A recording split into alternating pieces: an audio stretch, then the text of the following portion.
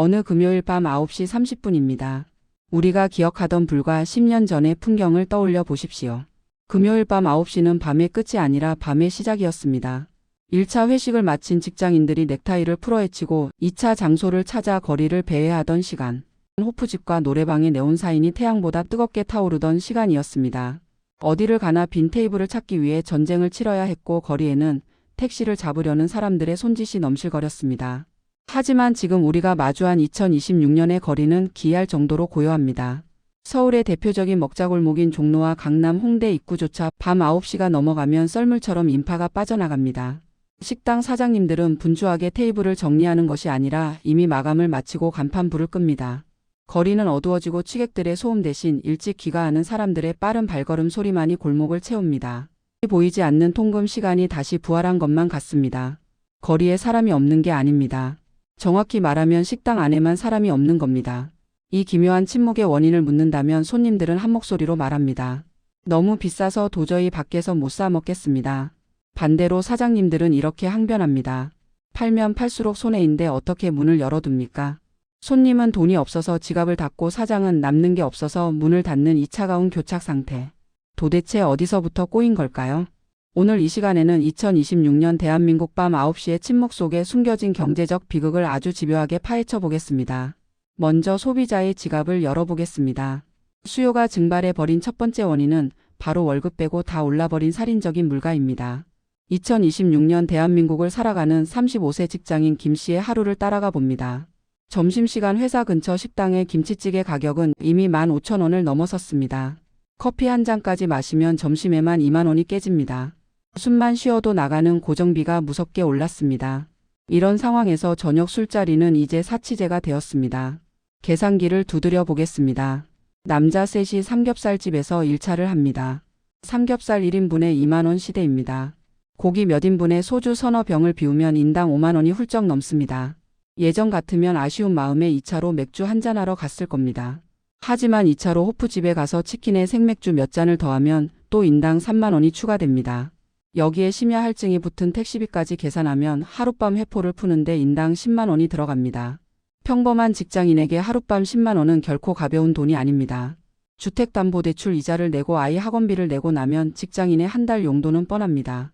한 번의 술자리에 용돈의 20%를 태운다는 것은 불가능한 미션입니다. 소비자들은 말합니다. 사장님들 힘든 건 뉴스 봐서 알겠는데 제 코가 석 차예요. 비싸서 안 가는 게 아닙니다. 갈 돈이 물리적으로 부족해진 것이 2026년 소비자의 냉혹한 현실입니다. 이들에게 외식은 더 이상 일상이 아니라 큰맘 먹고 하는 이벤트가 되어버렸습니다. 경제적인 이유가 지갑을 닫게 했다면 문화적인 변화는 소비자의 발길을 집으로 돌려 세웠습니다. 바로 회식의 종말입니다. 2018년 시작된 주 52시간 근무제는 2026년 현재 완벽한 대한민국의 생활 문화로 뿌리내렸습니다. 과거 야근은 성실함의 상징이었지만 이제는 무능력의 증거이거나 회사의 갑질로 인식됩니다. 정시 퇴근은 복지가 아니라 권리입니다. 이러한 변화 속에서 저녁 회식은 설 자리를 잃었습니다.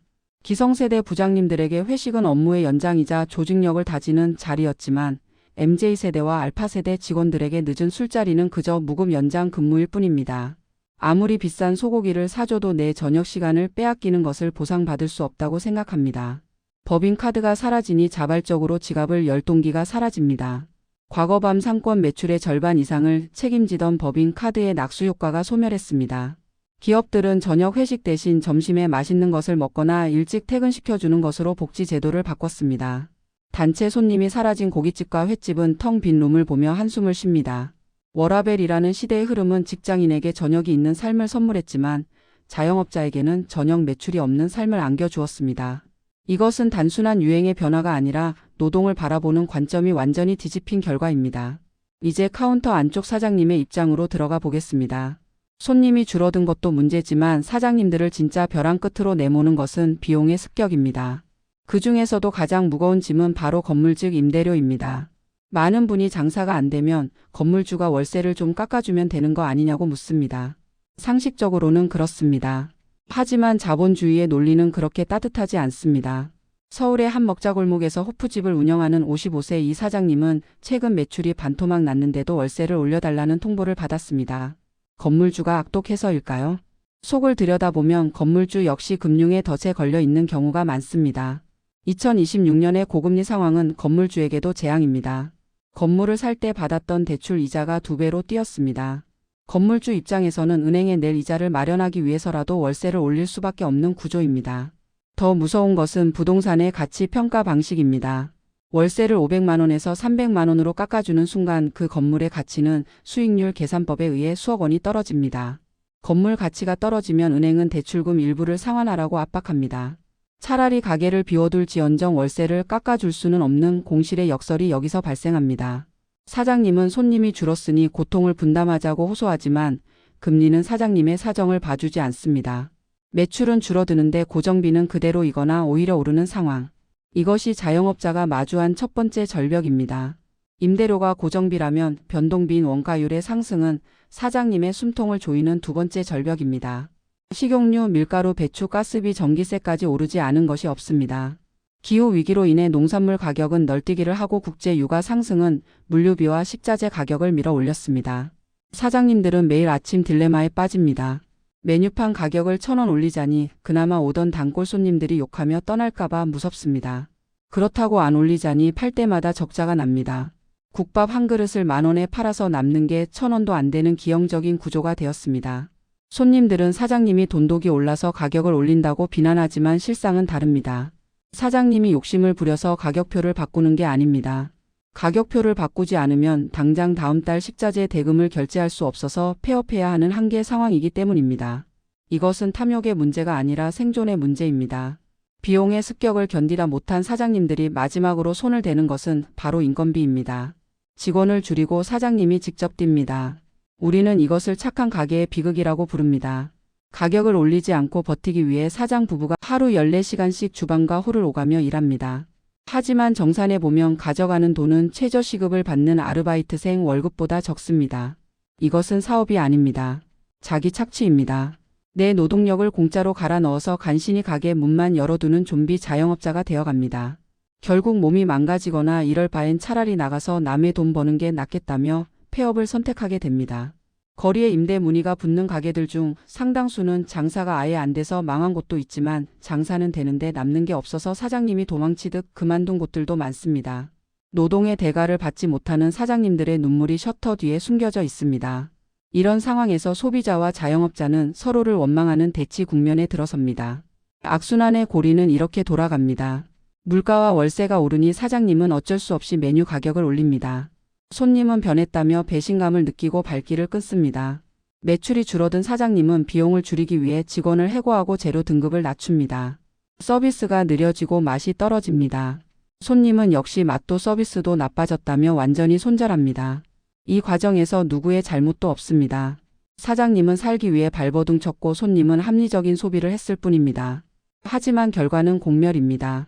구조적인 비용 인플레이션이 소비자와 자영업자 사이를 갈라놓았고 그 사이에서 신뢰라는 자본이 증발해 버렸습니다. 서로가 서로를 이해하지 못하고 원망만 쌓여가는 골목에서 상권은 소리 없이 죽어갑니다. 이 전쟁터에서 살아남은 곳은 딱 두 부류로 나뉩니다. 극단적인 양극화입니다. 한쪽에는 초저가 프랜차이즈가 있습니다. 본사의 구매력을 바탕으로 원가를 낮추고 박리담회로 승부하는 곳들입니다. 맛이나 서비스보다는 싼 가격이 무기입니다. 다른 한쪽에는 초고가 핫플레이스가 있습니다. 가격은 비싸지만 대체 불가능한 경험과 분위기를 파는 곳입니다. 사람들은 이곳에 가기 위해 기꺼이 지갑을 엽니다. 죽어나가는 것은 그 중간에 있는 평범한 가게들입니다. 적당한 가격에 적당한 안주를 팔며 동네 주민들의 사랑방 역할을 하던 호프집과 밥집들이 설 자리를 잃었습니다. 어중간한 가격으로는 경쟁력이 없고 싼 가격으로는 버틸 재간이 없습니다.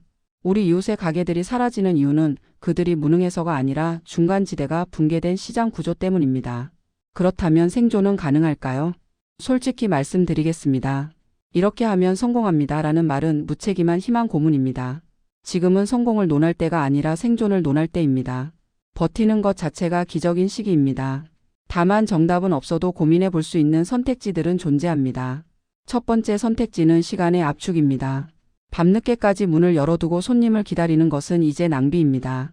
전기세와 인건비를 날리는 대신 피크타임인 저녁 6시부터 10시까지만 집중적으로 장사하고 과감하게 문을 닫는 것입니다. 매출 총액은 줄어들겠지만 불필요한 비용을 줄여서 이익을 보전하는 전략입니다. 밤 장사를 포기하고 저녁 식사 장사에 올인하는 식당들이 늘어나는 이유입니다. 두 번째 선택지는 공간의 다이어트입니다. 넓은 매장은 이제 리스크입니다. 매장을 쪼개서 임대료 부담을 줄이거나 배달과 포장 비중을 조절하며 고정비를 낮추는 것입니다. 하지만 이 또한 배달 수수료라는 또 다른 복병이 있어 쉽지 않은 선택입니다.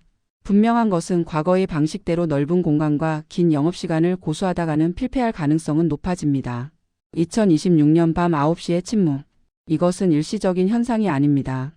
고물가 고금리 고임금이라는 삼고의 파도와 워라밸이라는 문화적 변화가 만들어낸 새로운 대한민국의 자화상입니다.